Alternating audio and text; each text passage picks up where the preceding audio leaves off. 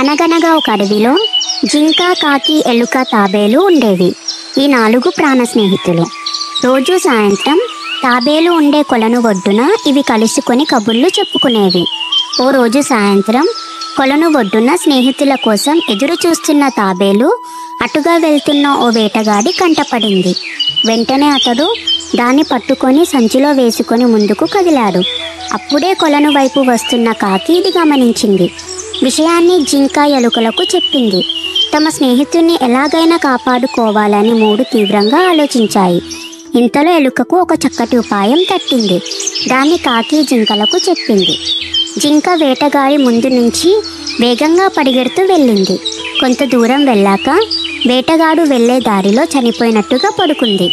కాకి దాని మీద వాలి కళ్ళు పడుచుకొని తింటున్నట్టుగా నటించింది. అది చూసి ఈరోజు నాకు జింక మాంసం దొరికిందని వేటగాడు సంబరపడిపోయాడు.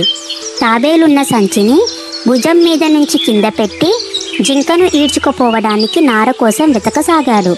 ఇదే సరైన సమయమని భావించిన ఎలుక తాబేలున్న సంచిని కొరికేసింది. దాంతో తాబేలు బయటపడి దగ్గరలో పొదల్లోకి వెళ్ళిపోయింది.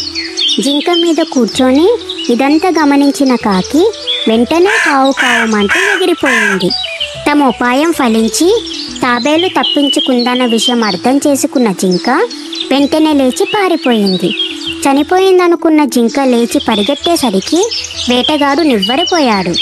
జింక పోతే పోయింది, తాబేలుని తీసుకెళ్దాం అనుకొని సంచిని తీసేసరికి అందులో తాబేలు లేదు. దొరికిన దాంతో తృప్తి పడక అత్యాశకు పోయానే అని వేటగాడు పశ్చాత్తాపపడ్డాడు. ఎలాగైతేనేం తమ మిత్రుల్ని కాపాడుకోగలిగామని కాకి, జింక, ఎలుక ఎంతో సంతోషించాయి.